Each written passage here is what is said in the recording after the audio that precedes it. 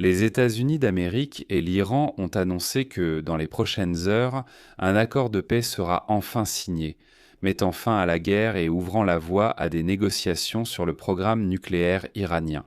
Et Donald Trump, tout comme les Iraniens, sont optimistes, car chacun présente l'accord comme sa propre victoire. Et dans cette émission, nous allons examiner objectivement ce que Donald Trump a réellement gagné à la suite de la guerre contre l'Iran. Quels sont les pièges pour les États-Unis dans l'accord à venir et quelles pourraient être, excusez-moi, les conséquences d'un accord raté pour le Parti républicain américain? En gros, nous allons discuter ensemble de ce qu'il y a dans cet accord et, ce qui est très important, s'il diffère de celui conclu par Barack Obama en 2015. Je m'appelle Oleg Kouzmin. Alexei Pichi et discutons ensemble de ce sujet. Mais avant de commencer, je vous demande de vous abonner à cette chaîne, de liker cette vidéo et d'écrire un commentaire détaillé sous cette vidéo. Abonnez-vous également à ma chaîne Telegram Pitchy News, le lien se trouve dans la description de cette vidéo. Maintenant, Donald Trump et des responsables iraniens affirment que l'accord États-Unis-Iran est très proche. Il ne resterait que quelques heures avant sa signature. Cependant, il est important de noter que même s'il y a de bonnes raisons d'être optimiste, cela ne sera pas en soi un accord de paix. Ce n'est que la première étape d'un processus beaucoup plus long. Parvenir à l'accord actuel était probablement la partie la plus facile de toutes les négociations, mais ce qui va suivre sera beaucoup plus difficile. L'accord temporaire en discussion suppose essentiellement que les deux parties parviennent à un accord sur certains points plus simples, comme la levée du blocus du détroit d'Ormuz des deux côtés, l'établissement d'un délai de 60 jours et d'un ordre du jour clair pour résoudre les questions plus complexes. L'administration de Donald Trump affirme également que l'Iran a accepté un certain nombre de concessions très importantes, mais les médias iraniens proposent une version complètement différente de l'accord préliminaire. Mais tant que nous n'avons pas vu l'accord signé définitivement, il est évidemment difficile de dire ce qu'il contient réellement. Néanmoins, examinons certains points potentiellement problématiques et les raisons pour lesquelles Donald Trump pourrait avoir du mal à dire aux Américains qu'il a réellement gagné. Le premier problème, le plus important et le plus médiatisé, c'est l'arrêt du programme nucléaire iranien. C'est l'aspect le plus important de tout accord de paix potentiel, et il est extrêmement complexe. L'administration de Donald Trump laisse entendre que l'Iran accepte que son programme nucléaire soit démantelé, détruit et s'engage à ne pas en créer de nouveau. Mais même si c'est vrai, les détails de la manière dont cela se produira et de la façon dont cela sera garanti à l'avenir sont cruciaux. Et ils ont déjà été auparavant l'objet de sérieux désaccords entre les pays. Je rappelle que tant l'administration de Joe Biden que celle de Trump ont essayé pendant de nombreuses années de parvenir à un accord sur le programme nucléaire, sans succès. Mais rien que pour régler ces questions, il faudra sûrement des semaines.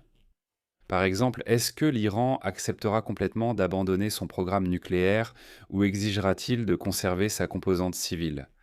Ou bien l'Iran acceptera-t-il simplement de ne pas enrichir l'uranium au-delà d'un certain niveau, ce qui, en théorie, empêcherait l'accès à de l'uranium de qualité militaire, mais maintiendrait le risque d'un enrichissement clandestin? Il est très probable que la deuxième option se réalise, c'est-à-dire le maintien du programme nucléaire civil iranien. En revanche, Téhéran promettra de ne jamais enrichir l'uranium en aucune circonstance. Si vous avez suivi l'actualité, vous savez qu'un accord exactement identique, mot pour mot, a été conclu par Barack Obama en 2015. L'Iran avait promis de ne pas enrichir l'uranium ni développer d'armes nucléaires, mais de maintenir un programme nucléaire civil. Mais Trump est sorti de cet accord d'Obama pour une raison quelconque, et il a dit qu'il obtiendrait quelque chose de bien, bien meilleur. Ici, il ne faut pas se mentir à soi-même. Trump insiste que le refus public de l'Iran de développer des armes nucléaires serait la plus grande victoire pour les États-Unis. Mais en réalité, l'Iran affirme depuis de nombreuses années qu'il ne le fait pas. Donc, il ne leur est pas du tout difficile de dire « non desont ». Nous nous engageons, nous promettons de ne jamais le faire. Et la principale difficulté ici réside dans le fait que Trump devra expliquer aux Américains en quoi cet accord sera meilleur que celui conclu par l'administration de Barack Obama, puisqu'il l'a constamment critiqué pour sa trop grande faiblesse. Dans cet accord, il y avait des restrictions sur l'enrichissement de l'uranium en Iran et le respect des accords était contrôlé par l'organisme de surveillance nucléaire des Nations Unies. À votre avis, que va-t-il se passer maintenant? Maintenant, nous revenons exactement à la même chose. Rien de nouveau, mais ce n'est pas tout. L'uranium hautement enrichi que l'Iran possède déjà pose en soi de gros problèmes. L'administration Trump a déclaré que l'Iran devait le remettre aux Américains. Après la frappe aérienne américaine il y a un an, il est désormais profondément enfoui sous terre. Donald Trump a, à plusieurs reprises et de manière très claire, laissé entendre que les États-Unis pourraient tout finalement ne pas obtenir ces matières nucléaires, bien qu'au début, il criait que nous allions certainement les récupérer. Il a avancé l'idée que les militaires américains pourraient simplement, comme on dit, sceller ces installations nucléaires et les surveiller en permanence. Vous imaginez, n'est-ce pas? Pendant des années, des décennies, observer constamment ces sites depuis l'espace pour que les Iraniens n'essayent pas de les déterrer. On discute également de la possibilité de diluer cet uranium afin qu'il reste à la disposition de l'Iran comme combustible nucléaire pour des réacteurs civils. C'est-à-dire que s'il atteint un enrichissement de 60%, c'est déjà un niveau de qualité militaire. Donc on peut le diluer, il deviendra alors à 5% et il pourra être utilisé simplement dans des installations nucléaires civiles. Mais encore une fois, la question se pose. En quoi tout cela diffère-t-il de l'accord conclu par Obama en 2015 ? À ce stade, il n'y a aucune différence.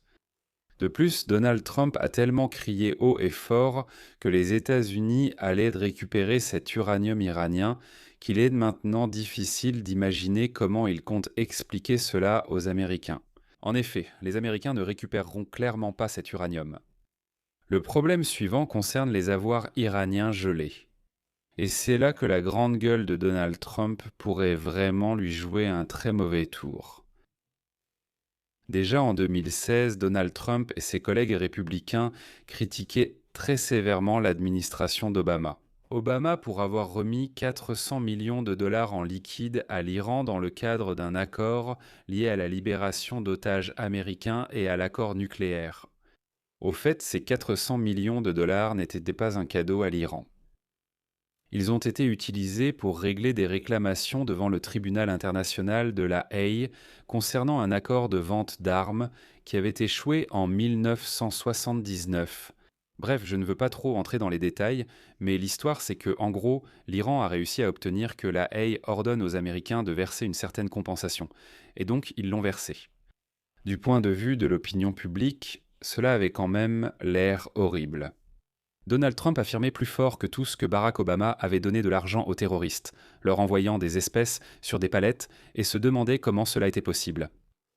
Mais aujourd'hui, l'Iran insiste pour débloquer une somme bien plus importante de ses avoirs, 24 milliards de dollars. Et encore un problème pour Donald Trump. Déjà en avril, il a déclaré sans appel, je cite, « Il n'y aura aucun transfert d'argent à l'Iran ». Et dès le 13 juin, nous avons appris que les pays du Golfe Persique avaient déjà commencé à transférer des dollars américains à l'Iran. Trump tente maintenant de manipuler la situation.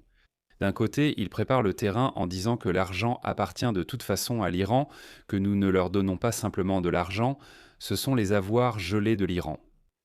Et d'un autre côté, il affirme que cet argent ne sera pas remis à l'Iran par les États-Unis, mais par les pays du Golfe Persique. Par exemple, 6 milliards de dollars d'avoirs iraniens sont gelés au Koweït. Ce n'est pas nous, mais le Koweït qui va les rendre. Vous voyez, je vous ai tous bien eus. Peu importe le nom qu'il lui donne, c'est toujours une concession, un transfert d'argent réel à l'Iran. Et techniquement parlant, le paiement de 2016 représentait également de l'argent qui aurait dû être à la disposition de l'Iran. Donc techniquement, c'est la même chose qui se passe. La situation n'est encore une fois pas différente. Seuls les montants diffèrent. Le problème suivant est l'ouverture du détroit d'Ormuz. La guerre a apporté à l'Iran une victoire stratégique majeure, pas tactique mais précisément stratégique. Cette guerre a prouvé au monde entier que l'Iran est capable de bloquer efficacement le détroit d'Ormuz et d'avoir un impact négatif sur toute l'économie mondiale, et l'utiliser comme levier de pression. Avant la guerre de Donald Trump contre l'Iran, tout le monde ne pouvait que supposer que cela était possible. Mais là, l'Iran a montré que oui, c'est possible. et cela se fait en un instant. La question principale ici n'est pas tant de savoir si l'Iran renoncera à son contrôle de fait sur le détroit pour le moment. L'administration Trump l'exigera sûrement. L'Iran acceptera probablement lors des négociations et dira « D'accord, pour le moment, nous débloquons le détroit d'Ormuz, aucun problème ». La question est de savoir comment l'accord résoudra finalement le problème de la capacité de l'Iran à contrôler le détroit à l'avenir.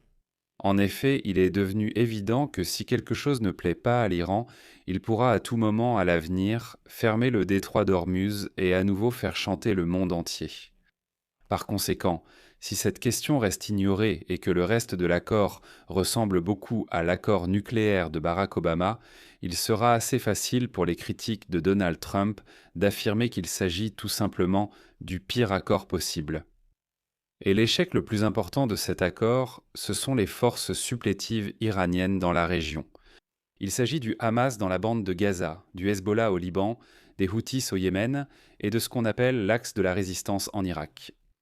Dès le début de la guerre, le 28 février, Donald Trump a déclaré haut et fort, publiquement, que l'un de leurs objectifs les plus importants était de faire en sorte que l'Iran ne puisse plus financer ces groupes supplétifs.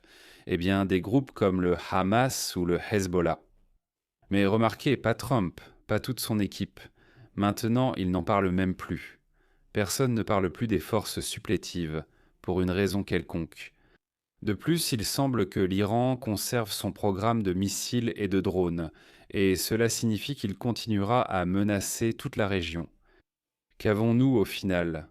Au mieux, nous aurons exactement le même accord entre les États-Unis et l'Iran qu'à l'époque de Barack Obama.